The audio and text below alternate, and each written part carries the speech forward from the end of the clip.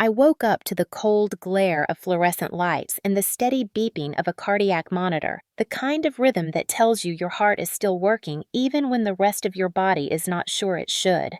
I could not move at first. My head felt like it had been stuffed with wet sand, and my ribs throbbed every time I tried to breathe.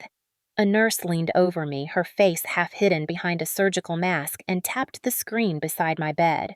She did not smile. She did not need to. Her eyes told me exactly where I was. Trauma Center 2, the unit they send you to when the story of your injuries does not make sense. I blinked, trying to stitch together the last memory I had before the world went dark. Something about the basement stairs. Something about Ethan standing above me. Something about his jaw tightening in that way it always did before he chose to walk away instead of help.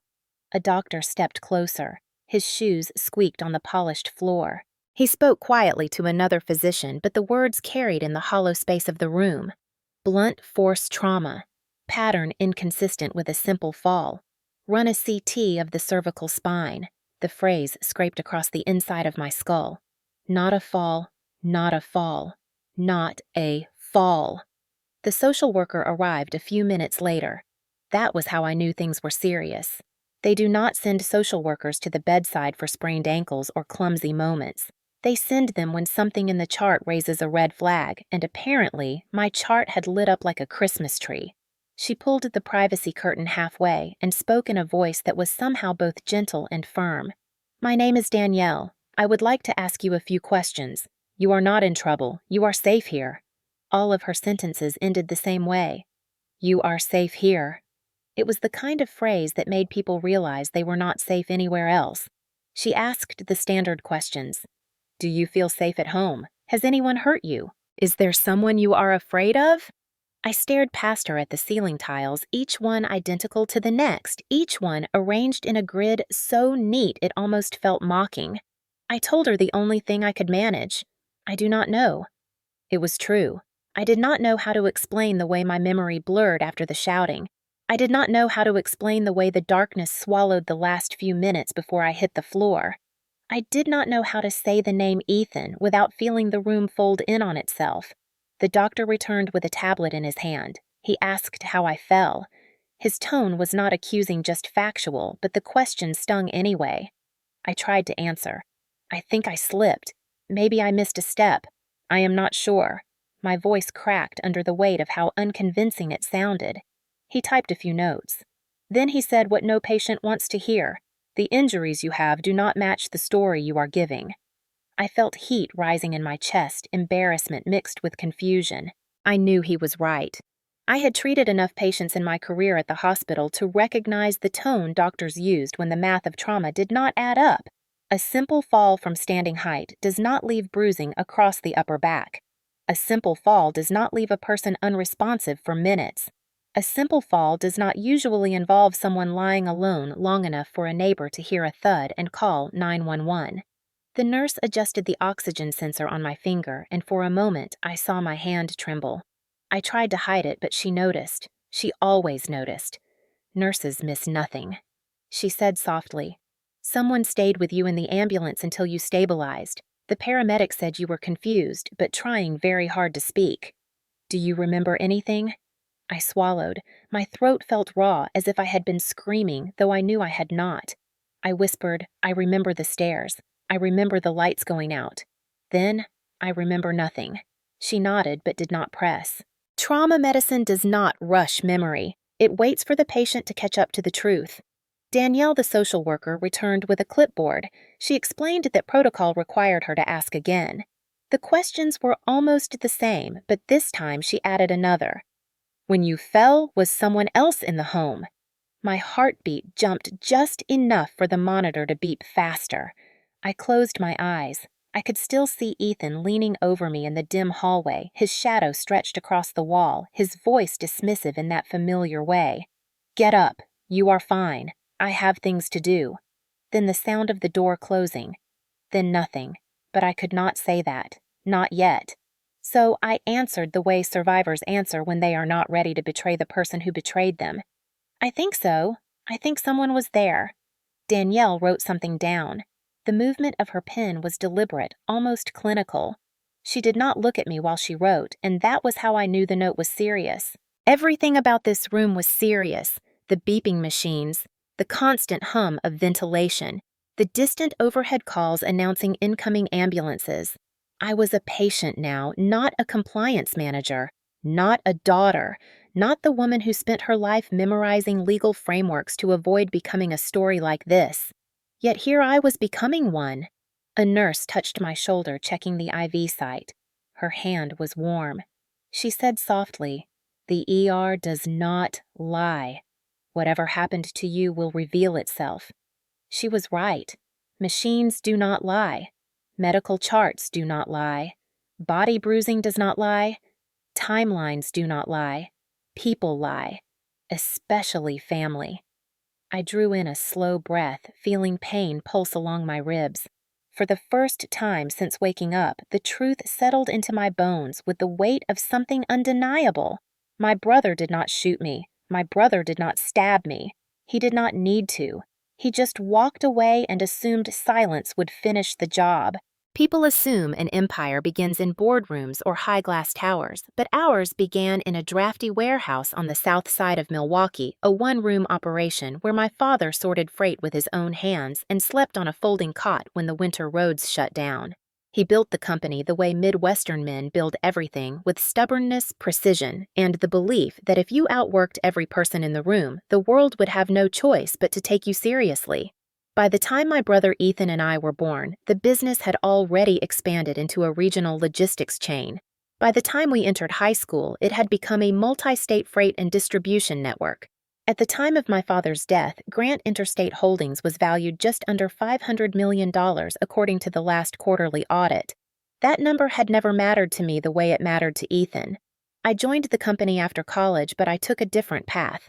I went into healthcare compliance first, then risk management for a hospital system, and eventually sided with the family business only when my father begged me to help modernize the internal compliance framework that had not been updated since the early 2000s.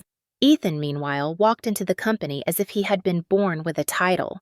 The moment he turned 21, he started attending board dinners, shaking hands with bankers, talking as if he had built the brand with his own sweat. Everyone treated him like the heir because that was the script he memorized. The golden child, the legacy, the one who would one day sit in the chair my father carved his initials into. He was charming when he wanted to be, but he carried a heat under the surface, a short fuse disguised as leadership. My father never rewarded his temper, but he rarely corrected it either. In our culture, firstborn sons were still given latitude as if birth order alone bestowed competence. I learned early that competence and credit did not always travel together. I was the one buried in compliance binders, reconciling discrepancies, structuring internal training, creating protocols to reduce violations. I knew the federal regulations by heart. I could quote the exact liability clauses for mislabeling hazardous freight or mishandling pharmaceuticals, but in family companies, merit is a quiet thing. It does not shine. It does not get applause. It just keeps the place from burning down.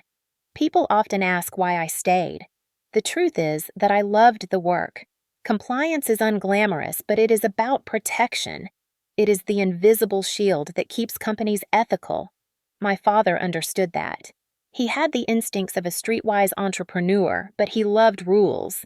He used to say, "If we want to play with the giants, we do not cut corners." Ethan never understood that philosophy. He saw the rules as obstacles. He viewed compliance as a burden, a reason he could not make impulsive decisions. He once told me, "You worry about the paperwork. I will worry about the vision as if vision alone could hold together a fleet of trucks, or negotiate a union contract, or maintain the complicated choreography of moving goods across 5 states." But the board loved him. Investors loved him.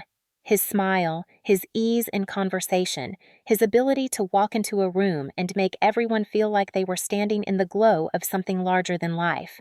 I did not envy him, but I did resent how invisible I felt in comparison.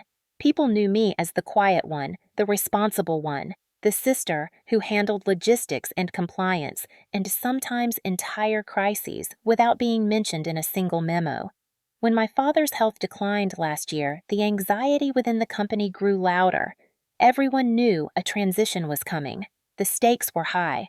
A $500 million inheritance does not pass smoothly, no matter how many wills are drafted or how many lawyers are involved. Ethan assumed the empire would simply drop into his hands. He rehearsed the outcome in his mind for years. He spoke about future expansions, new branding, bold acquisitions. He behaved like a king waiting for the crown to be placed on his head, but he never noticed the shift in our father during those final months. He never saw the way our father pulled me aside after board meetings. He never understood the reason our father included me in strategic discussions about risk and restructuring. He thought it was courtesy. It was not. It was succession planning. Quiet, measured, legally sound succession planning. My father knew Ethan's weaknesses. He had watched Ethan cut corners, mismanage relationships, lash out when he felt challenged. He had seen him treat the company as a birthright rather than a responsibility. He once told me during a late-night review of policy updates, there is a difference between loving a company and needing it to validate you. Ethan needs it to be the latter. It was the closest my father ever came to admitting out loud what I had known for years. The company was safe in my hands. It was endangered in Ethan's, but privilege is blinding, and Ethan never imagined he could lose something he believed he was owed. He especially never imagined that our father could rewrite the rules without telling him. I did not ask for control. I did not even want it. I only wanted stability. But the empire moved toward me in ways I did not anticipate, shaped by decades of my father's observations and a lifetime of Ethan's unchecked entitlement. What happened the night I fell down those basement stairs, whether it was an accident or something darker, was not about rage. It was about fear. Ethan sensed the shift. He knew there were documents he had not seen. He knew there were estate clauses he did not understand. He knew that for the first time in his life he might not be the center of gravity. People say violence comes from anger, but often it comes from panic. In the moment my father died, Ethan panicked in ways I had never seen before. As I lay in the trauma center listening to the machines that kept time for me, I realized the empire had never been the problem. The problem was the man who believed he should inherit it. Violence in a family like mine never begins with a single explosive moment. It begins with small things people can excuse, the kind of moments that slip under the radar, because no one wants to believe harm can grow inside a household built by a man as disciplined as our father. With Ethan, the earliest signs were disguised as personality. He had a presence that filled rooms, sometimes in ways that felt electric, sometimes in ways that felt like a storm forming behind closed windows. When we were children, he learned early that raising his voice made people hesitate. He understood that stepping closer, tightening his jaw, or blocking a doorway did not leave bruises but still shut people down. The adults brushed it off. He is stubborn. He is spirited. He is a leader. But I noticed the pattern long before anyone else did because I was the one who lived beside it every day. His anger did not always erupt. It simmered, waiting for an excuse. When he grabbed my wrist during an argument at 16, it was not to hurt me. It was to stop me from walking away. When he shoved me aside in the kitchen at 20 because I disagreed with him in front of our father, it was not forceful enough to leave marks, but it was intentional enough to tell me where he believed my place was. He liked control, not the responsibility of leadership, but the sensation of being the loudest, strongest presence in the room. As adults, he rarely touched me, but when he did, it was always in moments he wanted to reclaim dominance. A hand gripping my arm during a disagreement, a finger prodding my shoulder when he insisted I listen. Standing too close, not because he cared about the conversation, but because proximity itself was a warning. This was not cinematic violence. It was the quiet, unsettling kind that many people in America recognize without always naming. Intimidation, pressure, dismissal, strategic neglect, a system of behaviors that convinces the victim they are overreacting even when every instinct tells them something is fundamentally unsafe. After our father's health declined, Ethan grew more volatile. He never yelled at our father, but his tone toward me sharpened. He spoke as if my input was irrelevant. He interrupted every opinion I offered during company discussions. He acted as though my caution threatened his authority. I remember one meeting clearly. We stood in my father's office reviewing an upcoming regulatory audit. Ethan skimmed the documents and tossed them onto the table. "We will pass. These things are routine. Do not make everything dramatic, Julia." I tried to explain that compliance audits are not routine if a company has inconsistent documentation, but he stepped closer until I could feel the heat of his frustration radiating off him. "Lower your voice." He said it quietly, not because mine was raised, but because he wanted control of the air between us. I knew better than to challenge him in that moment. People who knew Ethan casually admired his confidence, but they never saw what happened when he felt threatened. Confidence became pressure, charm became condescension, presence became force. Over time, I learned how to predict the shifts. His eyes would narrow slightly, his chin would lift a fraction, his breath would deepen not in preparation to yell, but in preparation to silence me. His words turned clipped, his patience evaporated. I always walked away when I sensed the change, but that only fed his belief that I was weak. When our father died, the tension did not double. It tripled. Ethan was not grieving the way a son grieves a parent. He was grieving the temporary power vacuum. He wanted answers about the estate before the burial was even scheduled. He tried to force meetings with the board during the week of the memorial. Every time I tried to slow him down or request patience or explain a process that legally required more time, he cut me off, dismissing me with a gesture of his hand or a tight smile that never reached his eyes. He once cornered me outside the kitchen after I told him the estate lawyer needed 2 more days before reviewing the will with him. He stepped so close I could smell the stale coffee on his breath. He tapped the wall beside my head, not hitting it, just tapping a calculated reminder of how quickly he could escalate if he wanted. "Stop delaying. Stop playing games. I know what you are doing." He was wrong. I was not delaying anything. But the truth did not matter when he felt his position slipping. For Ethan, fear disguised itself as authority. Every legal requirement he did not understand, every procedural pause. He could not control every subtle shift away from his expected inheritance, built pressure inside him. He could not verbalize it so it leaked into his actions, talking over me, rolling his eyes when I presented documentation, dismissing my expertise even though compliance was my career. He pretended I was incompetent because acknowledging my competence meant acknowledging he might not inherit everything he believed he deserved. That recognition terrified him, and when people are terrified, they reach for the behaviors that have worked for them since childhood. For Ethan, those behaviors were intimidation and proximity. I used to tell myself he would never cross a real line. I used to think he valued the family image too much to let his temper show anywhere outside private hallways and closed rooms. But fear changes people.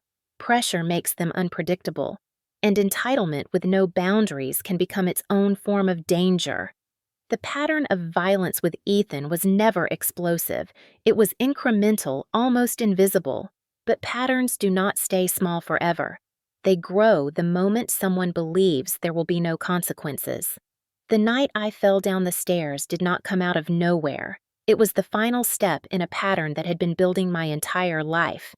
And in the quiet room of the trauma center, listening to the machines beep a precise rhythm against the weight of my thoughts, I realized something I should have realized years earlier. Danger does not always announce itself. Sometimes it grows quietly in the person you have been taught to trust the most. The night it happened did not begin with shouting. It began with tension so thin it felt like a wire pulled tight across a dark room. I arrived at the house just after sunset, the same house where my father spent his final years, the same house Ethan had been using as a temporary command center since the funeral. I had come to retrieve a box of estate documents from the basement office. Nothing dramatic, nothing emotional, just paperwork that needed reviewing before the next meeting with the probate attorney. The driveway lights flickered on as I walked up the steps. Ethan opened the door before I even knocked, as if he had been standing behind it waiting for me. His face looked sharper than usual, drawn tighter like someone who had been living inside his own head for too many days. He stepped aside with a stiff gesture. "I thought you said you were coming tomorrow." I told him the attorney moved up our meeting. I wanted to look over a few things. He exhaled in a way that was not quite a sigh and not quite a laugh. "Everything with you is paperwork. Always paperwork." I did not answer because logic never soothed him when he was like this. I walked toward the back hallway and turned on the stairwell light, a dim bulb that hummed before brightening. Ethan followed, not closely but close enough that I could feel his presence, a shadow that moved only when I moved. When I reached the top of the stairs, he said my name. Julia. I stopped. He stood with one hand on the doorframe, his posture rigid. I need to know what Dad told you. It was not a question, it was a demand. I told him the truth. Dad did not tell me anything different than what he told you. He looked at me with an expression I had only seen twice before, once when he failed an important exam in high school, and once when my father refused to bail him out of a bad investment. It was the look of a man who felt the ground shifting beneath his feet. He stepped closer, lowering his voice until it became something sharp and urgent. He must have said something. You would not be this calm if you did not know something. Calm was the wrong word. I was not calm. I was cautious. I told him again that I did not know what he meant. Then I turned to go downstairs. I made it 2 steps before he said, "Why are you lying?" I paused. I told him I was not lying. I told him we could talk tomorrow when things were less heated. He took 1 step down toward me. Only one, but it was enough for the air to change. He said, "You think you are smarter than me. You always have. But this is my inheritance. My company. My future." His voice cracked on the last word. Not with sadness. With fear. I had seen fear in him before, but never this naked. It made him unpredictable. I tried to keep my tone steady. "Ethan, this is not the time. Please move back. Let me get the files." He shook his head. His hand brushed the railing, not gripping it, just hovering. His fingers twitching the way they did whenever he was holding back a rush of emotion. "You are not taking this from me. You are not walking out of this house with anything that belongs to me." Before I could respond, he moved toward the top step. It was not a shove meant to send me flying. It was not a violent strike or an intentional attack. It was a burst of frustration, a forward motion, a collision of his body and mine in a narrow space where he expected me to move and I did not. His hand hit my shoulder. My foot slipped. The stairwell light flickered, and gravity did the rest. The world tilted. My vision blurred. My thoughts scattered. I did not feel the impact right away. I felt air and then darkness, and then the distant echo of Ethan's voice from somewhere above me. When I opened my eyes, the basement ceiling swam in and out of focus. The room felt colder than it should have. My head pulsed in heavy waves, and my body refused to coordinate with my mind. Somewhere above me, I heard footsteps on the stairs. Ethan's footsteps. He stopped halfway down. I could not see his face clearly, but I could hear the panic in his breathing. He said my name once. Not loudly, not urgently. Just a startled whisper, like he was hoping I would stand on my own so he would not have to decide what to do next. I tried to speak. No sound came out. My hand moved a fraction, and that tiny movement seemed to terrify him. He stood frozen for several seconds. Then he said the sentence that would carve itself into the walls of my memory. "You are fine. Stop exaggerating. I have things to do." His voice was flat and distant, as if he was talking to a stranger he did not want responsibility for. He backed up the stairs. Slow at first, then faster. I heard the creak of the door at the top, then a click, then silence. No footsteps returning. No sound of him calling 911. No sound of him checking if I could move. Just the hum of the basement furnace and the faint ringing in my ears. For a moment, I thought I would stand. I tried to lift myself, but the room spun in a violent arc, and my vision went white. I closed my eyes, hoping the world would stop moving. Time dissolved. Minutes bled together. I drifted somewhere between consciousness and the kind of darkness that feels more like drifting underwater than sleep. I did not know it then, but it was the neighbor who heard the noise. The same neighbor who had complained for years about our cracked driveway and noisy delivery trucks. She was the one who called 911, not because she cared about me, because the sound startled her dog. But that call saved my life. I remember lying on the cold basement floor, hearing the faint wail of sirens somewhere in the distance, too far away to trust too close to ignore. I tried to speak again. Nothing came out. My body felt pinned to the floor, as if the house itself was holding me in place. By the time the paramedics reached me, I was barely conscious. But I remember one thing with absolute clarity. Ethan never came back down the stairs. I did not hear the paramedics come in at first. What I heard was the distant thud of boots on the porch, then the muffled knock on the front door, then voices echoing through the hallway above me. My consciousness drifted in and out like someone was slowly turning a dimmer switch up and down in my mind. The basement felt colder, heavier. My body felt rooted to the floor, not by pain alone, but by the weight of what had happened and what had not happened. Ethan had not come back. The paramedics forced the front door after getting no response. When the hinges gave, the sound cracked through the house like a gunshot, jolting awareness through my system just enough to register movement. A male voice called out with authority. "Fire department, is anybody in the house?" Another voice, a woman's, answered from down the hallway. "Basement door is open. Someone might be down there." Every word reached me through a thick layer of fog. Footsteps rushed toward the stairwell, and the basement door creaked open again, but this time it was pushed, fully flooding the top of the stairs with bright light. I could not turn my head, but I felt the shift in brightness against my closed eyelids. The first paramedic descended fast but carefully, boots landing on each step with the practiced rhythm of someone trained to move through unpredictable spaces. His flashlight beam scanned the floor until it stopped on me. Found her. Mid-40s female, conscious but minimally responsive. The words floated around me like they belonged to someone else. I tried to open my eyes, the room blurred in soft shapes and colors. I managed a faint sound, something between a breath and an attempt to speak. The man kneeled beside me, gently tapping my shoulder. "Ma'am, can you hear me? If you can hear me, blink twice." I blinked once, then again. "Good." He sounded relieved. "We are going to help you. Do not try to move." The second paramedic came down with a medical bag, her movements quick but deliberate. She turned her body camera on with a sharp electronic beep. That beep echoed in the basement more clearly than anything else. It cut through the haze in my mind like a line drawn across a page. Later, I would learn that Wisconsin EMS protocols require body cams during unconscious or potentially suspicious scenes. Later, I would understand how much that beep mattered. At that moment, it was just another sound. They assessed me fast. The woman checked my breathing, my pulse, the responsiveness of my pupils. She asked questions gently but firmly. "Do you know your name? Do you know where you are? Do you remember what happened?" I tried to respond, but the words tangled inside my throat. I could hear myself trying the faintest exhale of intent, but nothing formed correctly. The male paramedic looked up the stairs. "Anyone else in the home?" The woman shook her head. Neighbor said she heard a heavy noise and no movement after. They exchanged a glance that carried more meaning than their words. I recognized that glance. I had seen it often in the emergency department when I worked there.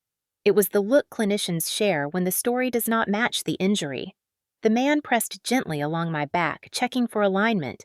He did not find anything catastrophic, but he paused more than once. "There is tenderness here. This is not a simple fall pattern." The woman reached for the radio clipped to her vest. "Dispatch patient located. Female mid-40s, possible fall inconsistent mechanism. Requesting additional support for transport. Body cam is active." When she said inconsistent mechanism, something shifted inside me. A flicker of memory rose at the edges of my consciousness. Ethan's face at the top of the stairs, his voice telling me to stop exaggerating, the door closing above me. Darkness. I blinked hard, as if forcing the fragments into place. The basement spun but steadied again under the paramedic's voice. "Stay with us, ma'am. You are going to be all right." The woman opened an IV kit and secured a line into my arm with swift precision. Her touch was gentle, steady, clinical. She spoke clearly for both the body cam and the ambulance record. Patient found on concrete flooring approximately 10 to 12 feet from the staircase. No visible hazards, no broken objects nearby, no indication of tripping mechanism. Patient exhibits confusion and delayed response. Possible loss of consciousness for unknown duration. She paused. Found alone in the residence. No bystander present. Found alone. Those words hit harder than anything. They were factual, neutral, emotionless, but they carried the truth like a freight train. I was alone. Not because help hadn't arrived, because the person who should have helped had chosen not to. The paramedics prepared me for transport. They rolled a backboard beside me and coordinated their movements with the kind of seamless teamwork only years of fieldwork can create. On 3, they lifted in a smooth, synchronized motion.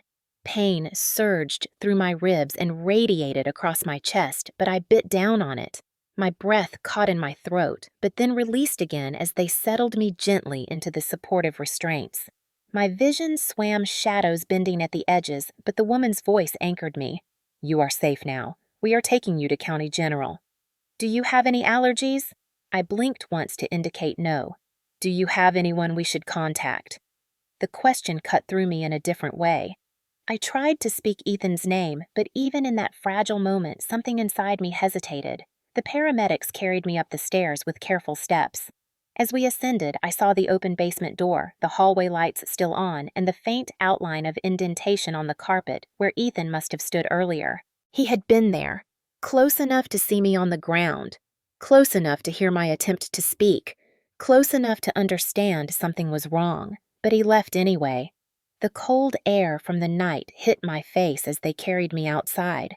The ambulance lights painted the driveway in red and white pulsations. As they loaded me inside, the woman adjusted the blanket over my legs and spoke again more softly this time. "Whatever happened, the body cam will help us figure it out. You are not alone anymore." I closed my eyes as the doors shut and the engine rumbled beneath me. She was right, even though she did not know the full story yet. The truth had just stepped into the vehicle with us wearing a blinking red recording light. The ambulance doors opened with a blast of cold night air that mixed with the sterile brightness of the trauma bay. I had been in this ER countless times as a compliance officer, walking through with clipboards and audit sheets, reviewing charts, correcting documentation errors, reminding physicians to dictate complete reports.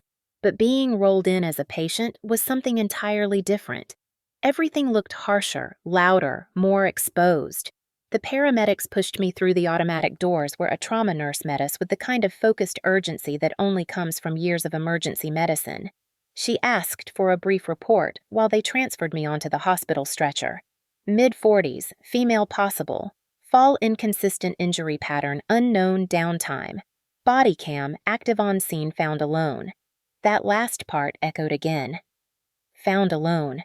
The nurse drew the curtain halfway, leaving just enough visibility for the team to move around me. Vitals, oxygen, pupils, IV, labs, CT. Every order came with measured calm. No panic, no judgment, just the rhythm of trained action. They cut away the outer layers of my clothing with trauma shears, not violently, just efficiently, the way they always do when they need to assess quickly. The nurse pressed along my ribs, my clavicle, my back. I winced when she found the worst spots, and her expression changed just enough to show she understood the pattern. She looked at the doctor and spoke in a controlled voice. "Mechanism still not aligning." The doctor nodded. Then he turned to me with the tone every emergency physician uses when they need the truth but cannot demand it. "Julia, I want to know what happened. Start with the last thing you remember." I tried to recount the timeline, but every detail came tangled. The stairs, Ethan asking questions, the light flickering, the fall, darkness. I stopped there. The doctor did not argue. He simply documented. Trauma protocol demands precision, not persuasion. A radiology tech arrived to take me for scans, but before they moved me, a social worker stepped inside the curtain. Another one, not Danielle. This was standard procedure. Any unexplained injury triggers a mandatory screening. She introduced herself softly. "I am Megan. I want to ask you some quick screening questions. You can answer with yes, no, or I prefer not to say." Her voice was steady, not intrusive, not dramatic, just professional. She began the way all DV screeners do. "Do you feel safe at home? Do you feel safe with the person who was last with you? Has anyone pushed, grabbed, or made you feel threatened in the past year?" I closed my eyes for a moment, feeling every question land like a heavy stone inside me. I knew what the truthful answers were, but truth was not simple yet. not with everything happening around the estate, not with Ethan's panic clawing at him, not with the risk of him creating a false narrative before I understood what had happened in full. I answered the way many people in my situation answer. I am not sure. Megan did not press. She simply documented the response and moved to the clinical section of the screening. She assessed the bruising on my upper back, the mild abrasion near my shoulder, the tenderness across my rib cage. She examined the pattern with a trained eye. She spoke quietly, but I heard every word. These injuries do not typically come from a simple fall down a short staircase. Falls cause linear impact patterns, usually on the lower body or forearms if the patient tried to catch themselves. This looks more like rotational force or unexpected directional change. She was not accusing, she was describing physics. Trauma medicine is nothing if not physics. Her notes would go into the chart that would eventually become part of the legal record if anything in the probate process escalated. She asked again gently, "Are you sure you do not remember more? Sometimes memory returns after scans or rest. You do not have to decide anything now. The chart can be updated if you recall more." That was the quiet power of emergency departments. They know memory is not linear. They know trauma scrambles timelines. They leave the door open for truth to return when the patient is ready. The radiology tech reappeared and prepared to transport me for CT scans. As they wheeled me through the hallway, the ceiling lights passed overhead in bright intervals, each one feeling like a metronome ticking through the pieces of my night. The CT scanner hummed around me, the mechanical voice instructing me to hold my breath. My head felt heavy against the table, but my mind felt sharper. Memories drifted in fragments. Ethan's hand on my shoulder, his eyes narrowing, the sound of the basement door closing. Megan's voice replayed itself in the back of my mind. "You do not have to decide anything now." In American hospitals, that sentence is more protective than people realize. It allows space for fear, space for clarity, space for timelines to settle into place.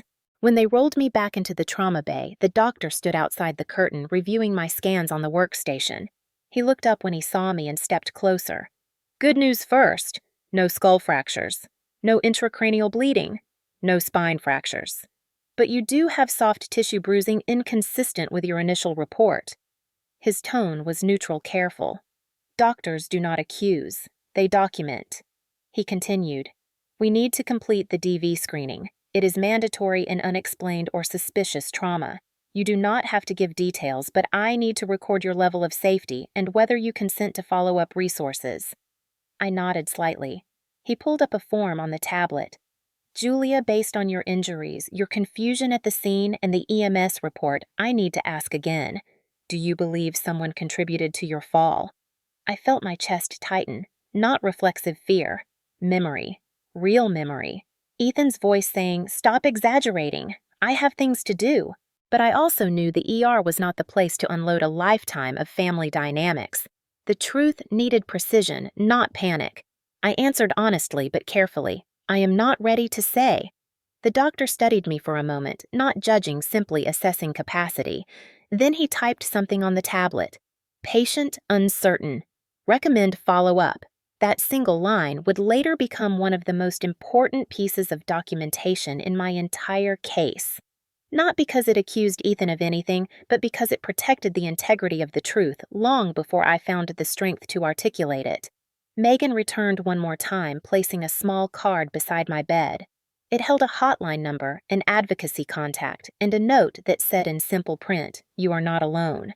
You can update your report at any time." She told me she would follow up the next day. Then she stepped away with a compassion that did not demand anything from me. A nurse covered me with a warm blanket from the heater cabinet and dimmed the light. She whispered something I did not expect, but will never forget. Sometimes the truth surfaces when the body is safe again. Let yourself rest. As I closed my eyes, the machines continued their steady rhythm. And for the first time since the fall, I felt something familiar returning. Clarity. Not about what I would do next, but about what the documentation already held. The ER had not just treated me. It had told the truth I was not ready to speak. Silence is not weakness. It is a strategy, and anyone who has worked in compliance for as long as I have knows that the person who stays silent first is often the one who wins later. When I woke up the next morning in the step-down unit, my head clearer and the pain sharper, the first thing I felt was not fear. It was calculation, not revenge, not anger. Calculation. The kind that comes when the truth exists somewhere between memory and documentation, and you know the documentation will hold even if the memory arrives late. The doctor walked in early, holding a tablet with my updated chart. He asked how I felt. I told him the truth. Sore but aware. He reviewed the notes from the night before, including the latest edition from radiology describing the injury pattern as inconsistent with a linear fall. I could see in his face that he expected more from me. Maybe a different answer, maybe a sudden confession about my brother, maybe a clarifying detail. But I had already made my choice. The truth needed structure before it needed a voice. I thanked him, asked routine medical questions about recovery, and did not elaborate on anything outside clinical necessity. He seemed to understand. Most good physicians do. Some truths cannot be rushed. After he left, Megan returned standing quietly at my bedside with that same calm presence from the night before. She did not repeat her earlier questions. She simply asked if I had remembered more. I told her pieces. Not everything. Just enough to be accurate without being premature. I remembered the stairs. I remembered Ethan's anger. I remembered falling. I remembered him leaving. But I could not see clearly whether he pushed me intentionally or whether it had been a collision born of panic. Megan wrote my words exactly as I said them. Not more, not less. Neutral, clinical, factual. She reminded me that I could request copies of all my medical documentation once I was discharged. That reminder was the spark. I realized the ER had already created something Ethan could not erase. A timeline. A paper trail, a record of injuries, a note about inconsistent mechanics, a documented hesitation, a record of me being found alone. It was stronger than an accusation. It was evidence without emotion. In family conflicts, accusations trigger counter-accusations. Evidence triggers consequences. I asked the nurse if medical records could be released to a compliance officer for personal review. She nodded. Anyone can request their own records. The thought grounded me. When she stepped out, I closed my eyes and reconstructed everything I could remember about the night before. The stairs.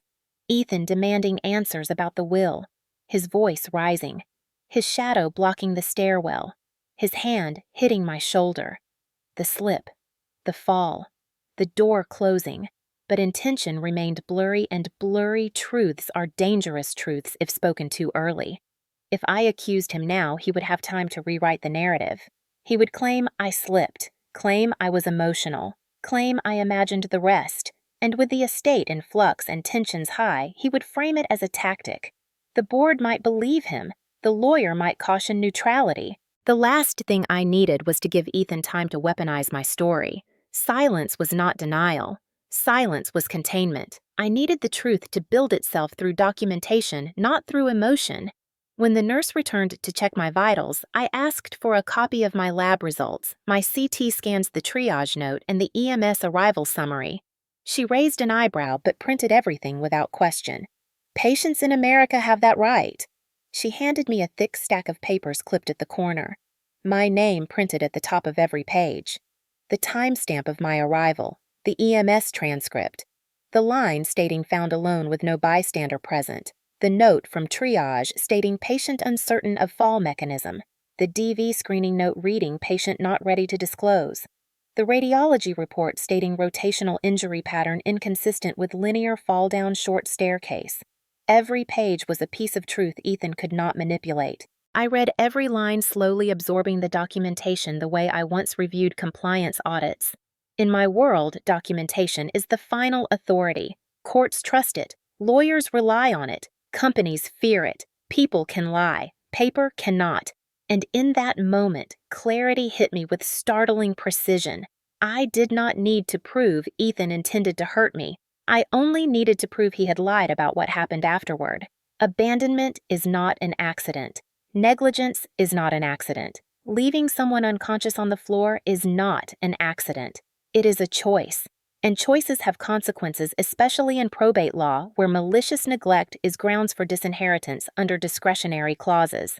My father had included such clauses. I knew because I helped review the compliance implications years ago.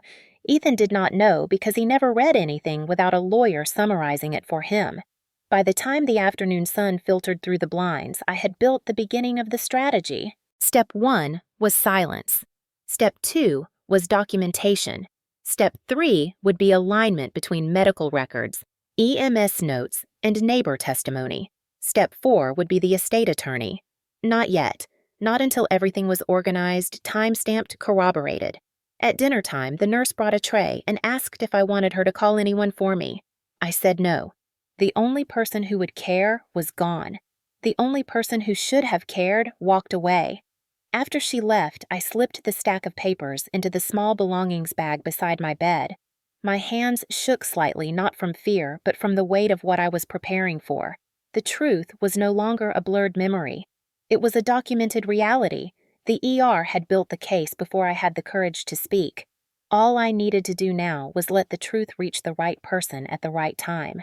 And when Ethan called me the next morning demanding to know why I had not updated him on my condition, I let the phone ring until it stopped. Silence was no longer a weakness. Silence was protection. Silence was power. Silence was the beginning of making sure he finally faced the consequences he believed he would never have to face. When I was discharged 2 days later, the hospital bracelet still around my wrist, the first thing I did was sit in my car and let the engine idle while I opened the envelope containing my medical records. I read them line by line as if studying a case file on someone else's life. The documentation was precise. The EMS report detailing my location on the basement floor, the time of dispatch and the timestamp of arrival, the absence of any bystander, the DV screening, the radiology interpretation describing a rotational fall pattern inconsistent with a slip, the doctor's note stating patient uncertain about mechanism, all of it clinical, all of it factual, all of it pointing to something Ethan would not be able to manipulate. The estate meeting with Attorney Winston was scheduled for the following afternoon. I knew Ethan would arrive early. I knew he would come prepared with theatrics and entitlement, the same blend he had used his whole life to push reality into shapes that fit his self-image. But the estate was not a place for theatrics. Probate law is rigid. Documentation outweighs personality.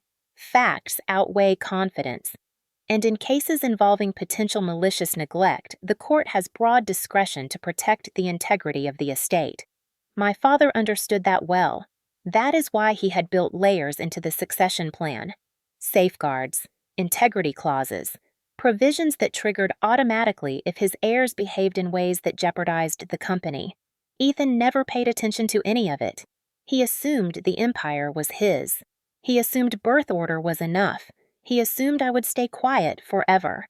That morning before the meeting, Ethan called me twice. I let both calls go to voicemail. The third call went to text.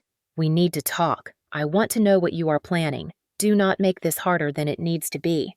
He did not ask about my injuries. He did not ask if I was recovering. He asked about inheritance as if it were a paycheck he had already earned. It told me everything I needed to know about what was coming. I arrived at the law office early, holding a folder containing copies of the medical records, the EMS transcript, and the radiology report. I did not plan to confront Ethan. I did not plan to accuse him. I planned to answer only what the attorney asked and nothing more. Silence was still the strategy. Ethan walked in exactly 12 minutes before the meeting wearing a navy suit that looked more expensive than necessary. His eyes widened when he saw me. "You look terrible." I ignored the comment. He stood in front of me, blocking the hallway the same way he used to block doorways in our childhood home. "Julia, listen to me. I know you are upset. I know things got tense the other night, but this is not the time to get emotional." Emotional! The word hit me with the familiar sting of dismissal. That word was his shield. He used it whenever he felt something slipping from his grasp. Before I could respond, the receptionist announced that Attorney Winston was ready. We stepped inside the conference room. Winston sat at the head of the long table, a quiet man in his late 60s with silver hair and sharp eyes that missed nothing. He greeted us then, opened a thick binder filled with estate documents. The room felt colder, more formal, more final. Ethan leaned back in his chair with the posture of someone expecting good news. Winston began by reviewing my father's assets, liabilities, and intended distribution. Ethan nodded impatiently, smiling like the heir he had always believed himself to be. Then Winston's voice shifted tone, becoming more deliberate. Before we proceed with the allocation of voting shares, I need to address a matter of eligibility. Ethan's smile faltered. Eligibility. What do you mean, eligibility? Winston folded his hands. Under Wisconsin probate law, discretionary clauses in a will can be enforced if the behavior of an heir raises concerns about the protection or stability of the estate. He paused to let that sink in. Your father included such a clause. It addresses any heir who engages in actions that constitute malicious neglect toward another heir or toward the company. Ethan laughed in disbelief. What are you talking about? I have not done anything. I glanced at the table, letting my silence sit between us like a third presence at the meeting. Winston turned slightly toward me. Julia, I need your medical records. Please place them on the table. My pulse quickened, but my hands stayed steady. I slid the folder forward. He opened it, skimmed the top pages, and read aloud key details. EMS report, DV screening. V. Injury pattern inconsistent with stated fall. Patient found alone. No bystander present. Time of loss of consciousness unknown. Ethan's face drained of color. He turned to me with anger rising behind his eyes. What is this? Julia, what did you tell them? I told them the truth, I said quietly. That I did not know, and it was true. I had not accused him. I had not said his name. The documentation spoke for itself. Winston continued. The estate is not determining criminal intent. That is not our role. But the documentation clearly suggests that Julia was injured and left without assistance. That constitutes neglect under the discretionary clause. Ethan slammed his hand onto the table. This is ridiculous. She fell. She has always been dramatic. She is using this to take what is mine. Winston looked at him with the calm authority of someone who has witnessed the rise and fall of families for decades. The clause does not require intent. It requires neglect. The records show she was alone for an extended period. You left before calling emergency services. The neighbor made the call. That is documented. Ethan opened his mouth to respond, but no words came. His jaw tightened. His hands trembled. He looked cornered, as if the walls of the room had shifted inward. Winston added one more line with quiet finality. Based on this documentation, the clause is triggered. You are temporarily suspended from inheritance eligibility pending further review. Ethan stared at me with a mixture of disbelief and fury, as if the truth itself had betrayed him. But I stayed silent. Because silence is not weakness. Silence is timing. Silence is strategy. Silence is how the first move in a $500 million game is made. And the game had finally begun. The moment Ethan stormed out of the conference room, the air felt strangely lighter, as if his absence unclenched something that had been gripping the space for years. But I knew better than to assume the battle was won. Probate integrity cases move slowly, cautiously, methodically. Documentation, not emotion, decides the outcome. And in that regard, my greatest advantage was that the truth had already begun to assemble itself long before I regained consciousness on the hospital stretcher. I drove home that evening with the folder of medical records sitting in the passenger seat, the top corner curling slightly from being handled repeatedly. I had spent years as a compliance manager in a healthcare system. I knew how documentation worked. I knew how timestamps were generated, how EMS logs were verified, how discrepancies were flagged, and most importantly, I knew that once these records existed, no one could rewrite them. They were preserved in a chain of custody that even the most powerful heirs could not distort. When I arrived home, I placed the folder on my dining table and opened my laptop. If Ethan wanted to manipulate the narrative, then every detail I gathered needed to be airtight. Not emotional, not dramatic, just facts. Cold and irreversible. The first step was to request the full EMS dispatch timeline through the patient access portal. Documentation is strict in the Midwest. Every emergency call is recorded, timestamped, and stored in databases governed by state regulations. The dispatch record arrived 90 minutes later. It showed the exact second the neighbor's call was received, the time the ambulance was sent, the time it arrived at my property, the time the paramedics knocked, and the time they found me. When I matched those numbers against the camera footage from the neighbor's security system, an even clearer picture formed. The neighbor's camera had captured Ethan's car pulling away from the driveway at a time that was unmistakably before the 911 call. The gap between his departure and the EMS arrival was not enormous, but it was long enough to demonstrate that he had chosen to leave without ensuring I was safe or conscious. Negligence in probate law does not require someone to cause harm. It requires someone to fail to act when a reasonable person would act. Ethan had failed, documented, time-stamped, undeniable. Next, I printed the radiology interpretation. The language was clinical, measured, and powerful in its clarity. The report stated that the pattern of my injuries did not align with a forward-facing slip. Instead, it suggested a loss of footing with lateral displacement, meaning I had likely been pushed off balance. The report did not accuse anyone. Medical records do not tell stories. They simply reflect what is physically evident. And what was evident contradicted Ethan's narrative. I printed the DV screening section next. The physician assistant had documented that my affect was confused, my recollection incomplete, and my account inconsistent with the observable physical signs. That inconsistency was not a mark against me. It was a red flag against the explanation Ethan had tried to supply on my behalf. In probate disputes, inconsistencies are not ignored. They are magnified. I highlighted the notes in yellow, then added them to the folder. The next step was harder. I needed to reconstruct the part of the evening I could not remember, not by memory, but by data. I began by checking the smart lock logs for the basement door. The system automatically recorded when doors opened and closed. I found the timestamp showing when we entered the basement, then another timestamp when the door shut again, and no subsequent entry. That meant once Ethan left, he did not return to check on me. The door remained closed until EMS entered through the unlocked side entry documented in the dispatch log. Neglect builds itself from these small, unchangeable details. It does not need malice. It needs absence. I also checked my phone records. My device had been left upstairs, but the screen time log showed no outgoing calls or notifications from me.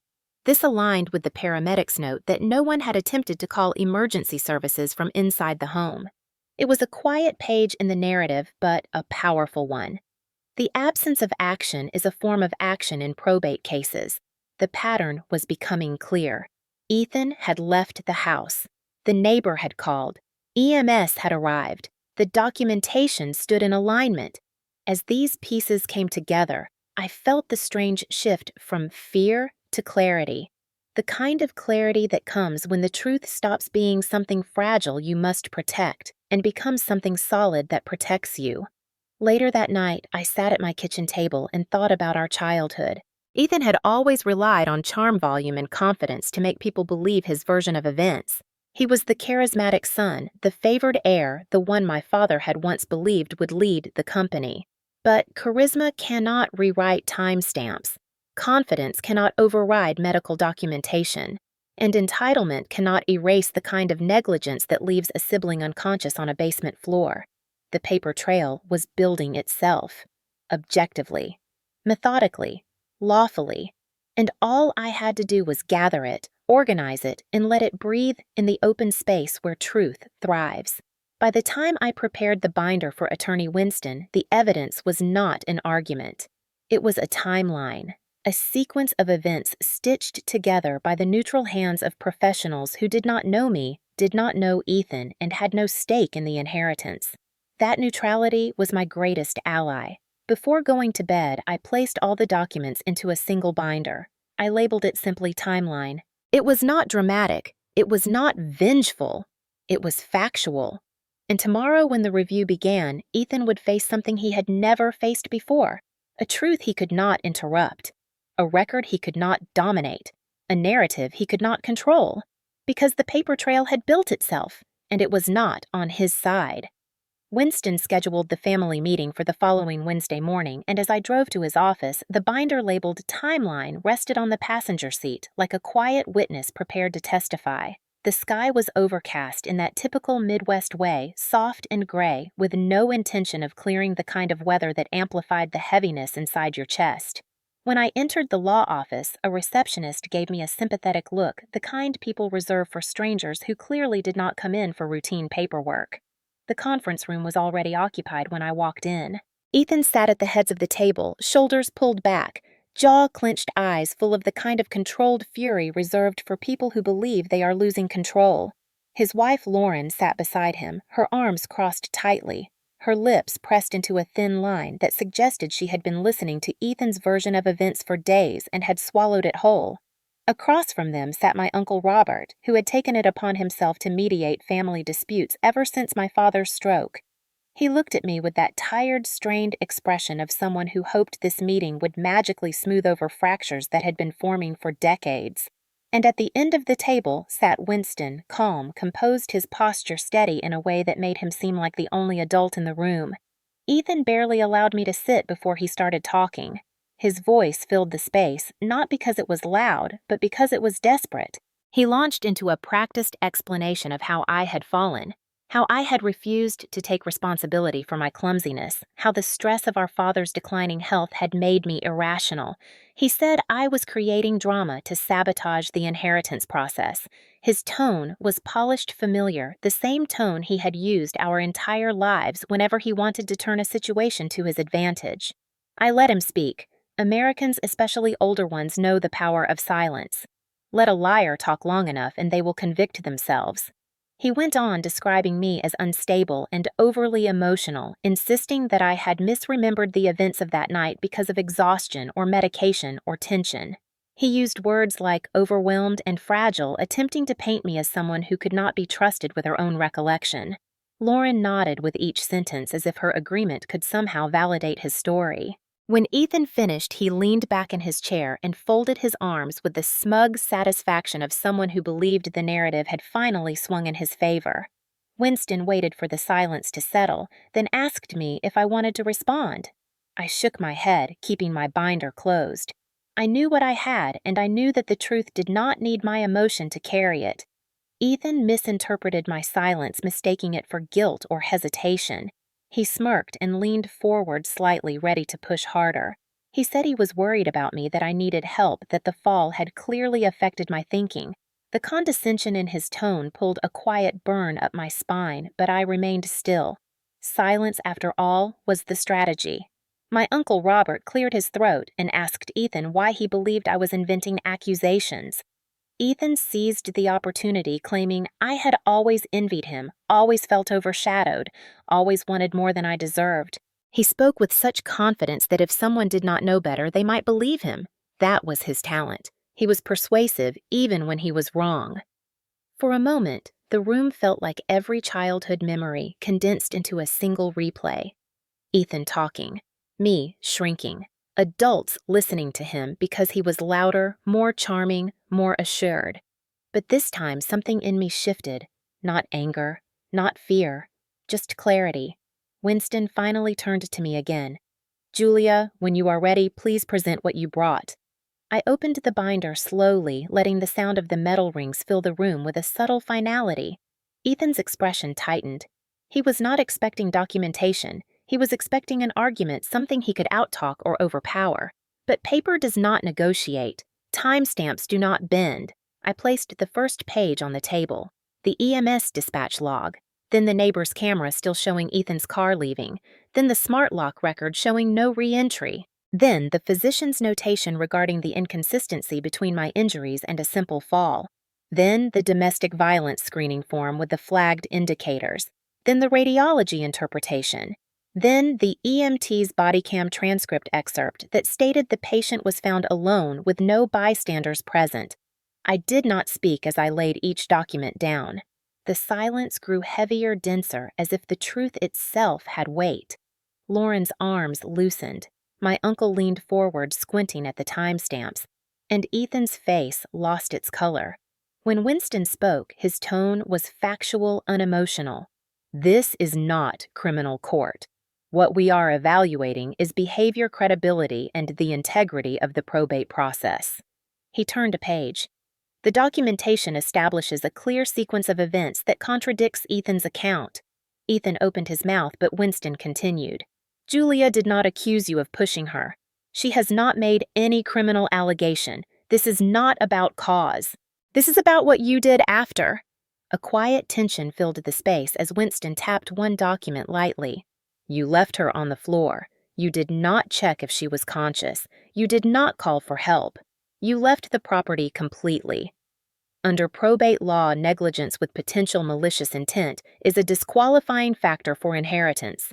My uncle exhaled sharply. Lauren pressed a trembling hand to her forehead. Ethan stuttered a weak denial, but the documents offered no room for reinterpretation. I watched him unravel in real time. No yelling, no escalation, just the slow collapse of a narrative that could not stand against evidence created by neutral professionals. The meeting that Ethan thought he would dominate had turned into a mirror he could not escape. Discovery Day arrived with the strange stillness of a moment that knows it will change everything. Winston had scheduled this session not as a confrontation, but as a formal review of documentation required for probate oversight. It was the kind of careful, measured legal proceeding that people underestimate until they watch it unfold. I walked into Winston's secondary conference room, a smaller one lined with shelves of legal texts and quiet lighting. The atmosphere felt less adversarial, but far more precise, like a room built for truth rather than performance. Ethan was already there, seated stiffly beside his attorney, a man named Fletcher, who looked like he had spent the morning rehearsing counter-arguments he was no longer confident in. Lauren sat behind them with a notebook she would never open. My Uncle Robert stood by the window, hands clasped behind his back, his posture reflecting both worry and resignation. Winston entered with a tablet in hand, not a stack of papers. This alone unsettled Ethan. He had expected to see the same binder I had presented last time, but Winston had already scanned the entire packet, indexed each page, and prepared a structured evidentiary review. When he sat down, the room quieted as though the air had thickened around us. He began in a calm, unhurried tone. Today's session is about clarity. No accusations, no interruptions. Just a structured review of the facts as documented by medical emergency response and independent third-party records. Ethan shifted in his chair, and Fletcher pressed a hand lightly to his forearm, silently signaling him to stay composed. Winston tapped the tablet and projected the first page onto the conference monitor. The EMS dispatch log. The timestamps glowed bright against the screen, each line precise. Winston highlighted the entry showing the minute the neighbor placed the emergency call, then the line marking the ambulance's dispatch, then the arrival time at my address, then the notation that the door was unlocked and no one else was present. He did not add commentary. He simply moved to the next slide. The neighbor's security footage still frame. Ethan's car leaving the driveway. The timestamp in the top corner crisp and unmistakable. Ethan's attorney cleared his throat and attempted a mild objection suggesting camera clocks can be incorrect. Winston remained calm. The timestamp was confirmed against dispatch records. The system uses network synchronization. The likelihood of both being simultaneously inaccurate is statistically negligible. Ethan's face tightened. Winston switched to the smart lock logs next. The door opened once when Ethan and I entered the basement. The door closed. No further entry until EMS arrived. Fletcher leaned forward, attempting to break the momentum. Could there have been an error in the smart lock system? Winston shook his head. These logs come from the manufacturer's server, not the device itself. They are preserved automatically. If they were altered, the system would display a tampering flag. There is none. The room fell still again. I watched Ethan's confidence drain in slow increments, replaced by the dawning realization that charm and deflection were powerless here. Winston moved to the next slide. The triage notes created by the ER nurse. He enlarged the line, stating injury inconsistent with described mechanism. He did not need to translate it. Everyone in the room understood the implication. Ethan shifted again, then spoke abruptly. She always exaggerates. She bruises easily. She makes things bigger than they are." His voice was sharp defensive and completely out of sync with the quiet precision of the documentation being reviewed. Winston raised a hand. "Ethan, this session is not for narrative arguments. Please allow the review to continue." Fletcher nodded in agreement, though his expression suggested he was already recalculating the risk of allowing Ethan to speak again. Winston clicked to the next image, the radiology interpretation. He highlighted the line describing the directional nature of the impact, a lateral displacement inconsistent with a forward fall. Fletcher attempted another objection. "Medical interpretations are subjective," Winston replied evenly. "They are not subjective about directionality. A fall from standing height does not typically produce this pattern, and again, this is not a criminal proceeding.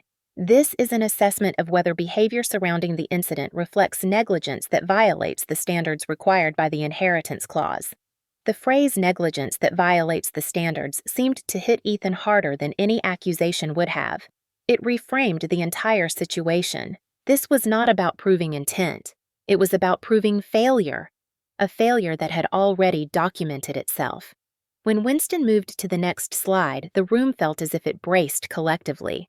The body cam transcript excerpt. The words projected in clean, unembellished text. "Patient found alone on floor, no bystanders present. No signs of attempted assistance." The silence that followed felt heavier than anything that had come before. Winston let it stretch. Lauren swallowed hard, her eyes flicking between the screen and Ethan. My Uncle Robert slowly lowered himself into a chair, as though the weight of the information was finally too much to stand through. Fletcher leaned toward Ethan and whispered something urgent, maybe a warning, maybe advice to say nothing. But Ethan could not help himself. "This is all being blown out of proportion." "Julia was conscious when I left. She told me she was fine." I looked directly at him. "I never said that." Winston did not even need to intervene this time. Fletcher placed both hands flat on the table, signaling that Ethan should stop talking before he damaged himself further. Winston continued. "Probate law in this state includes a discretionary clause. Your father included it as a safeguard, particularly given the size of the estate. Any behavior that suggests malicious disregard for the well-being of another heir can result in disqualification." Ethan's jaw dropped slightly, as though he had not understood the consequences of his actions until that exact moment. Winston set his tablet down. "This is not punitive, it is protective. Your father intended fairness, integrity, responsibility. This documentation shows a breach of that standard, and because this is a civil matter, the standard of evidence is lighter. Probability, consistency, credibility, all three align against you." The room felt as though it tilted gently. For years, Ethan had controlled the narrative in every family conflict through volume and assertion. But now the truth had structure, sequence, weight. It had become something he could not drown out. Fletcher whispered again more urgently this time, and Ethan finally fell quiet, his shoulders slumping as if the realization had dug into him deeply. Winston turned off the screen. "The review is complete. We will proceed to recommendations at the next session. But I want to be clear, the narrative is not yours anymore. It is the documentation's, and the documentation does not support you." My pulse steadied. Not from victory, from validation, not from revenge, from reality. Discovery Day had not revealed something new. It had confirmed what was already true. And there is nothing more powerful in a probate case than a truth that stands on its own. The public exposure did not begin with a dramatic announcement or a confrontation in a crowded room. It began with Winston sending a simple formal message to every heir and representative involved in the probate process, requesting full attendance at the next review session. The email contained no hint of what was coming. It was professional, brief, and neutral, but its tone carried something unmistakable gravity. When the day arrived, the conference suite at Winston's office felt unusually full. Not crowded, but weighted. My father's longtime business partners sat along the left side of the table, quiet and observant. My aunt, who handled philanthropic branches of the company, took a seat near the back with a folder in her lap. Even the accountant, who had managed the family trust for more than 30 years, occupied a chair in the corner. Ethan entered late, a shade paler than before, accompanied by Fletcher, who looked like he had slept poorly. Lauren trailed behind them, holding her purse with both hands, as if bracing herself against something unseen. I sat near Winston Binder, closed hands resting calmly on the table. The truth was no longer something I carried. It was something that simply existed. Winston called the meeting to order with his usual composure.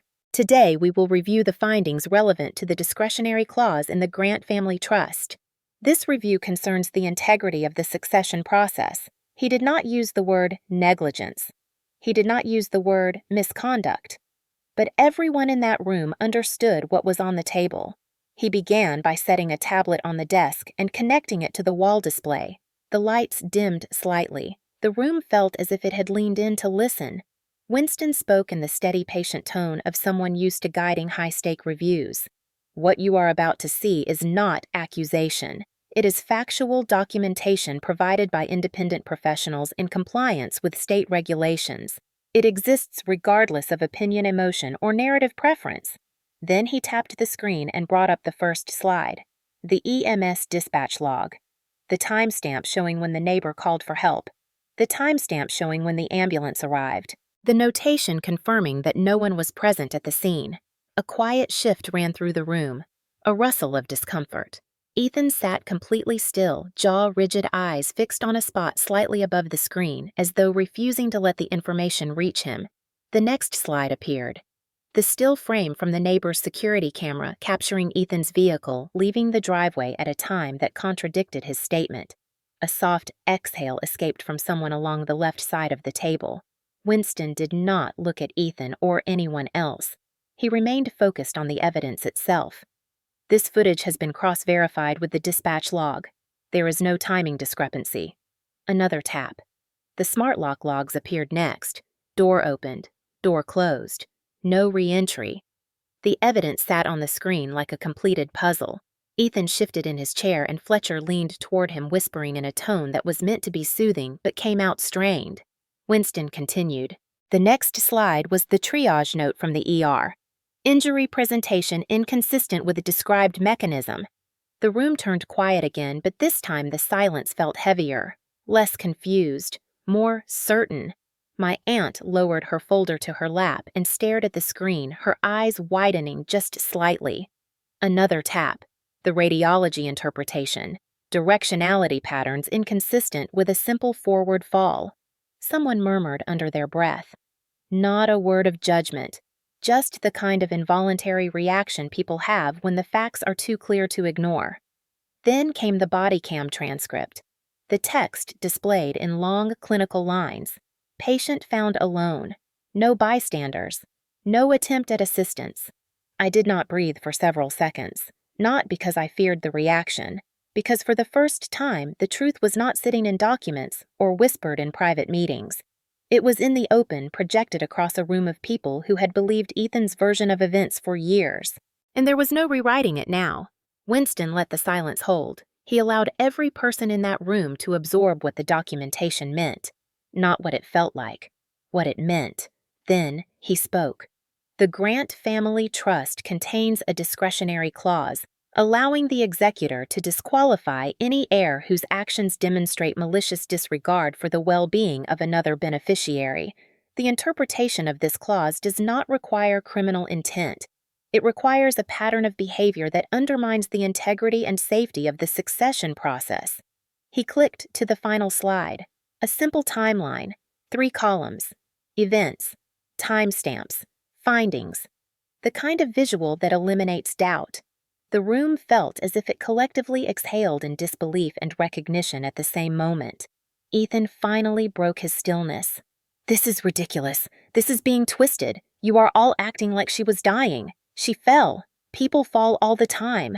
Fletcher closed his eyes in a long-waited blink, realizing instantly that Ethan's protest only reinforced the negligence. My Uncle Robert spoke, voice low and unsteady. Ethan, the facts are right in front of us.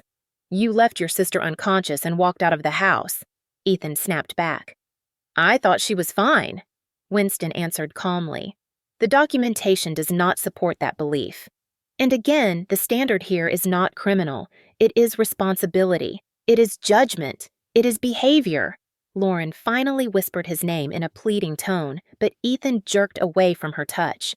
The accountant in the corner cleared his throat and recited the clause from the trust. Any heir who jeopardizes the well-being of another heir by action or neglect may forfeit their share at the discretion of the executor. The word neglect seemed to strike Ethan harder than anything else. Not violence, not intent. Neglect. Because deep down, even he knew it was true. Winston closed the file. Based on the documentation, Ethan Grant is hereby disqualified from receiving any portion of the $500 million inheritance. His voice did not rise. It did not dramatize. It simply delivered the legal consequence. Ethan's face collapsed inward at the edges, disbelief unraveling the confidence he had lived inside for decades. In that moment, the room did not feel victorious. It felt clear, clean, honest. The truth was no longer private. It lived in the open, and everyone had seen it. The consequence did not arrive with shouting or police sirens or dramatic outbursts. It came quietly the way accountability often does in the real world. After Winston announced the disqualification, the room did not erupt. No one argued. No one pleaded. No one rushed to Ethan's defense. People simply absorbed the verdict the same way they had absorbed the evidence. The silence felt like a mirror forcing him to see himself without the insulation of excuses. Ethan pushed his chair back abruptly, the scrape echoing far too loudly in a room that had already judged him. His face tightened, but he tried to force a smirk, an expression he had worn most of his adult life. It looked thin and unstable now.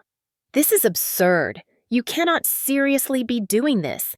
You cannot erase me because she had a clumsy night." No one responded. Not even Fletcher, who usually rushed to spin narratives for him. Winston closed the laptop with a soft click. His tone remained even his posture calm. Consequence is not erasure. It is structure. The trust has rules. Those rules were broken. Accountability follows. Ethan's jaw flexed and he stepped forward again as if proximity could restore authority. "Julia has always been dramatic. She probably tripped over her own feet. You cannot rewrite an entire inheritance over something that small." My aunt folded her arms, watching him with an expression I had never seen before, one that blended disappointment with clarity. "Ethan, you left your sister unconscious. Even if everything had been an accident, you did not check on her. You walked away. That is not small. That is character." He blinked at her, stunned that someone who had always supported him was no longer doing so. Fletcher placed a hand on Ethan's shoulder. The gesture was gentle but final. Ethan let it go. "It is done." Ethan shoved his hand away and turned toward me. "You did this. You have always wanted to drag me down. You cannot stand that I am the one who should lead." I held his gaze, my voice calm. "You were not dragged down. You walked yourself out of that house. I just showed the truth you left behind." The words landed harder than anger would have. He froze, breath-catching, as if the air had thickened. Winston cleared his throat. "There are procedural steps we must complete. You will receive formal notices regarding the redistribution of estate assets and the removal of your decision-making authority within the family business. Additionally, we recommend that all future communication between you and Julia be handled through legal counsel only." There was no threat in his voice, no triumph. It was administrative, routine. That was the part that fractured something in Ethan. For years, he had treated the family's wealth and influence as his birthright. He believed authority was inherited automatically through birth order and confidence. Now, a lawyer was explaining to him in polite professional language that he had lost everything through the simplest and most avoidable form of neglect. He sat down slowly, as if the weight of the realization pressed him into the chair. His shoulders sagged, his eyes unfocused. The collapse was not spectacular. It was subtle, internal, real. The accountant set a stack of documents in front of him. "These outline the termination of your voting rights, the forfeiture clause execution, and the reassignment of your stake to the remaining beneficiaries. Please sign acknowledging receipt." Ethan stared at the papers, hands unmoving. He looked as if the room had shifted into a language he no longer spoke. Lauren whispered his name, her voice thick with worry and something else, a dawning recognition that she had married into an identity rather than a person. Ethan, please. He did not look at her. He only whispered one word, barely audible. How? Winston answered. Documentation. Ethan swallowed hard. For a long moment, no one moved. The tension deflated into something softer but heavier. Not vengeance, not cruelty, just consequence. Finally, Ethan stood not in anger but exhaustion. I will not sign anything right now. I want my own counsel. Winston nodded. That is your right. You may do so. He gathered his belongings with motions that were jerky and uncoordinated. No one stopped him. No one followed him. No one intervened. He walked toward the door with the slow, bewildered steps of someone leaving a world he no longer owned. When it closed behind him, the room let out a slow, collective breath. Fletcher ran a hand through his hair. Well, that happened. My aunt looked at me with a gentleness that almost undid me. I am sorry you went through that alone. You should never have had to. I nodded but did not speak. The truth had done its work. It had exposed what needed to be exposed. It had redistributed power without raising a hand. It had outlined the consequences without removing dignity. Ethan was not a criminal, and I was not his judge. But the trust had rules, and the truth had boundaries. After the meeting ended, Winston walked me to the elevator. He pressed the button, then looked at me with quiet certainty. People think justice is dramatic, but most of the time, Julia, it looks exactly like this. A paper trail, facts, patterns, decisions, and outcomes. The elevator doors opened. Before I stepped inside, he added one more line.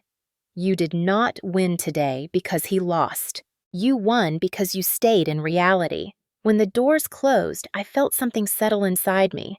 Not triumph, not relief, something steadier. I had not destroyed my brother. I had simply chosen not to carry the weight of his choices anymore, and the world had adjusted accordingly. Boundaries were never something my family understood.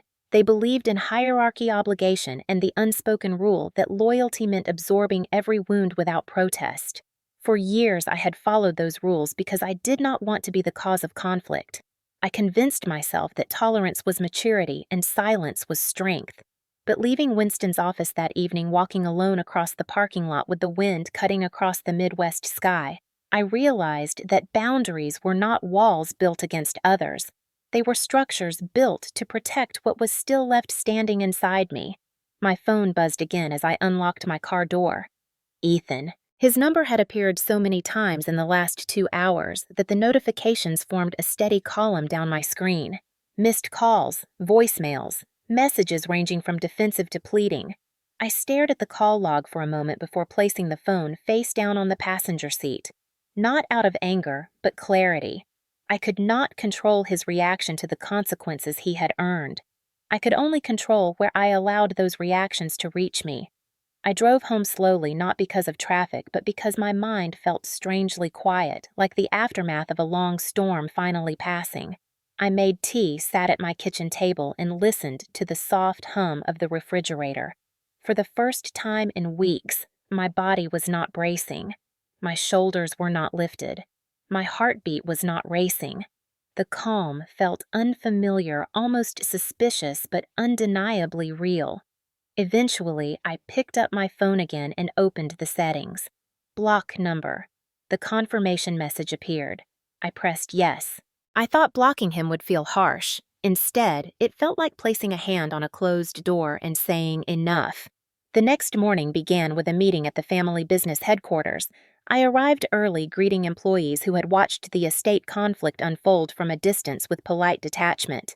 They were kind, but their kindness carried something more than sympathy. It carried relief. People want stability, not dominance. They want leaders who protect, not perform. I walked into the boardroom where the senior leadership team waited.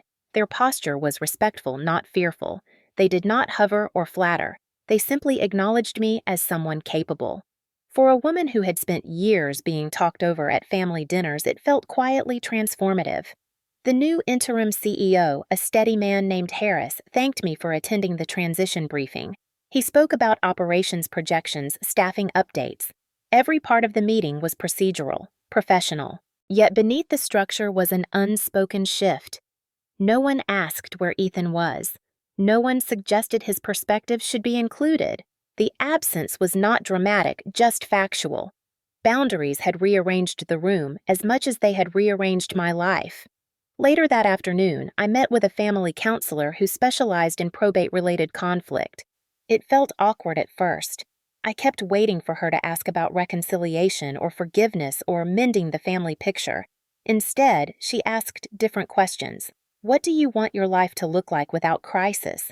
What does emotional safety mean to you? Where do you feel responsible for things that were never yours to carry? Her tone was steady, grounded in the practical understanding that not every relationship can be repaired and not every situation should be. She spoke with a clarity that mirrored what I had begun to understand. Boundaries are not punishments. They are information. They tell others how to treat you. They tell you what you must protect within yourself. When the session ended, I stepped outside and felt a sense of solidness in my chest that had not been there before. It was not confidence. Confidence feels loud. This was something quieter. Endurance. Reality. Ownership. That evening, I received a call from Winston. His voice was calm, but carried a note of caution. Ethan has retained counsel. There may be attempts to reopen discussions, though the likelihood of success is extremely low. I nodded even though he could not see me. I expected that. He paused before continuing. You are under no obligation to engage directly. All communication can be routed through our office. The weight of his words settled comfortably. Boundaries were not just emotional decisions. They were logistical, legal, structured. They could be built as solidly as any contract. After the call, I drafted a simple email. It contained no emotion, no judgment, no elaboration. It stated only that all communication regarding the estate business matters or personal concerns related to the inheritance would be handled lawyer to lawyer. I sent it to Winston, who forwarded it to every appropriate party. The boundary was complete. The next day brought a different kind of test. My aunt invited me to brunch, a gesture that felt sincere but loaded with the complexities of family dynamics.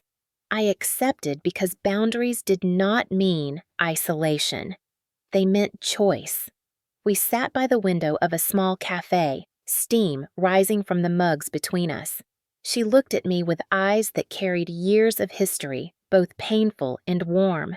I want you to know, she said gently, that protecting yourself does not make you disloyal. You have carried too much for too long. Her words were not dramatic. They did not attempt to rewrite the past. They simply acknowledged it. I felt something inside me loosen. For years, I believed boundaries would turn me into someone cold. But sitting in that cafe, listening to the quiet support of someone who finally understood, I realized the opposite was true. Boundaries had made room for connection that was genuine instead of obligatory. When I drove home later, I passed the hospital where everything had started. The emergency room entrance glowed against the late afternoon sky. For a moment, I parked across the street and just watched. That building had seen the truth before I had. It had documented what I survived. It had given me the first blueprint for reclaiming my life. Boundaries were simply the next step. That night, I wrote myself a short note. Not a journal entry, not a reflection. A reminder. You are allowed to protect your peace. You are allowed to walk away from chaos. You are allowed to choose who has access to you. When I set the note on my nightstand, something settled into place. For the first time in a long time, I felt ready for closure. Closure did not arrive as a final confrontation or a dramatic moment where all the pieces fell into place at once. It arrived slowly, the way dawn creeps across the horizon, long before anyone realizes the night is over. A week after the probate decision, I found myself driving to the trauma center without consciously planning to. The sky was clear, the air cool, and the hospital's parking lot shimmered beneath the morning sun. I sat in my car for a long moment before stepping out. I was not returning out of fear or necessity. I was returning because something inside me needed to stand where everything had begun. The automatic doors slid open with a soft rush of air, and for a moment the familiar antiseptic scent wrapped around me like a memory I had not yet processed. Nurses moved briskly along the hallway, voices calm, footsteps steady. Monitors beeped in the distance. Life continued inside those walls with the same relentless rhythm as always. But walking through the ER now, everything looked different. Or maybe I was the one who was different. I found the small alcove where I had first regained consciousness, the one where harsh lights blurred into indistinct shapes and voices sounded distant and concerned. I stood there quietly, letting the memory settle. I remembered the nurse leaning over me, her voice gentle but clinical as she asked whether I felt safe at home. I remembered the social worker's steady presence, the concern behind her professional questions. At the time, their persistence had irritated me. I thought they were exaggerating. I thought they were intruding. I thought they were mistaken, but they were not. They were trained to see what I could not admit. Their questions had become the first thread in a trail of truth that would eventually unravel everything. I walked toward the nurse's station, and one of the night shift nurses, a woman with silver streaks in her hair, glanced up in recognition. "I remember you," she said softly. "You came in during that bad weather weekend. You looked like you were carrying the whole world." I smiled gently. "It feels lighter now." She studied me for a moment, then nodded with a kind familiarity that made my chest warm. "Healing is not quick," she said, "but you look like someone who chose it." I thanked her and continued down the hall, heading toward radiology. The technician who had done my CT scan was not working that day, but the hallway felt exactly as I remembered it. Cold, quiet, suspended. That was the moment when the charts started documenting the truth even when I could not speak it. In those images, in those notes, in the consistency of timestamps, the story of what happened had been preserved without bias or fear. It struck me then how often people underestimate the power of documentation. It does not raise its voice. It does not argue. It simply holds the truth until someone is ready to read it. As I left the radiology wing, I paused outside the social worker's small office. The door was ajar papers and brochures neatly arranged inside. I stood there for a long time, remembering the questions I had tried so hard to avoid. "Do you feel safe? Has someone hurt you?" It had felt invasive then. Now it felt like someone placing a hand on my shoulder in the dark, a reminder that I was seen even when I tried not to be. Walking back toward the exit, I passed the large window overlooking the ambulance bay. An emergency vehicle had just pulled in, lights off, but urgency clear in the movements of the paramedics. They jumped out with smooth precision, a stretcher rolling behind them. I watched for a moment, struck by a simple truth. These people had saved me twice. The first time by tending to my injuries. The second time by refusing to let the story be rewritten into something smaller, quieter, or more convenient. Outside, the morning sun had risen higher. I drove to the main distribution warehouse of the family business, feeling drawn there by the same quiet instinct that had brought me to the hospital. Trucks were lining up at the bay's engines, rumbling in steady rhythm. For years, I had looked at this place and seen obligation. Now I saw something else entirely.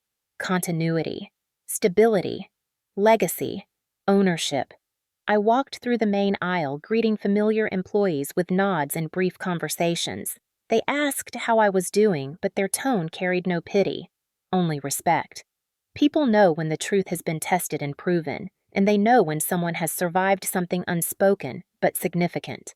In the upper-level conference room, I took a seat by the window and let myself breathe.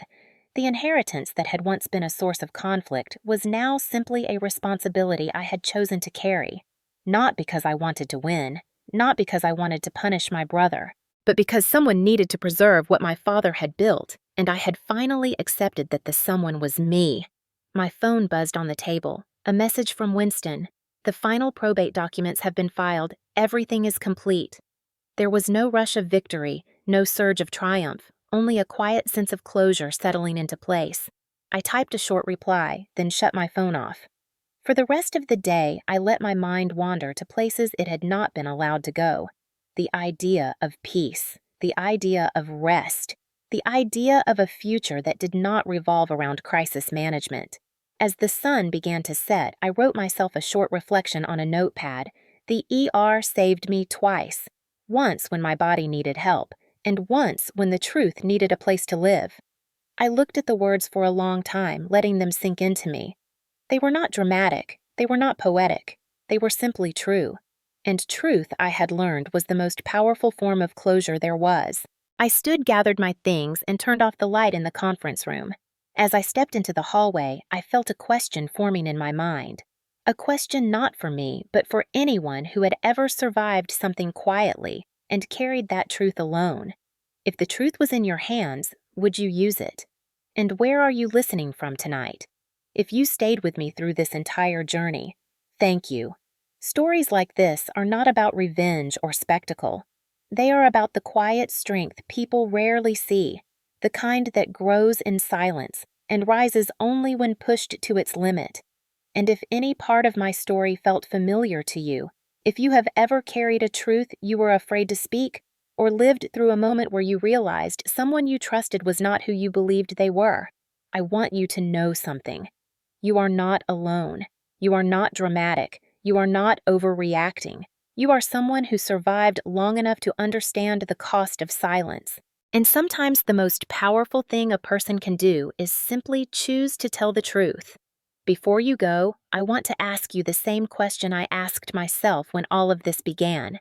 If the truth was in your hands, would you use it? And if you did, what would change in your life? I hope you take a moment to sit with that. And while you do, I would genuinely love to know where you are listening from tonight. Tell me your city and your local time in the comments. I read every single one, and this channel has become a community of people from every corner of the country and the world who share stories of resilience, accountability, and boundaries learned the hard way. Your comment is not just a dot on a map. It is a reminder that none of us are navigating our lives alone. If this story resonated with you, please consider giving it a like. It helps more people find these narratives and reminds the algorithm that stories about integrity and healing matter. And if you want to hear more stories like this, stories told from the inside out, stories that show the real emotional landscape behind family pressure inheritance, conflict, workplace betrayal, and the quiet victories that reshape a life, make sure you subscribe and hit the notification bell so you never miss a new chapter. Every week, I share a new story, each one fictional, but built from the real emotional truth so many people know but rarely say aloud. If you have a story idea, a theme you want explored, or a situation you think deserves to be turned into a narrative with emotional depth and justice, feel free to leave that in the comments too. This channel grows because of you, your insight, and your lived experience. Thank you for being here. Thank you for listening. Thank you for choosing a story that honors both truth and healing. I hope wherever you are tonight, you are somewhere safe, somewhere peaceful, and somewhere you can breathe without bracing. And again, tell me in the comments, where are you listening from?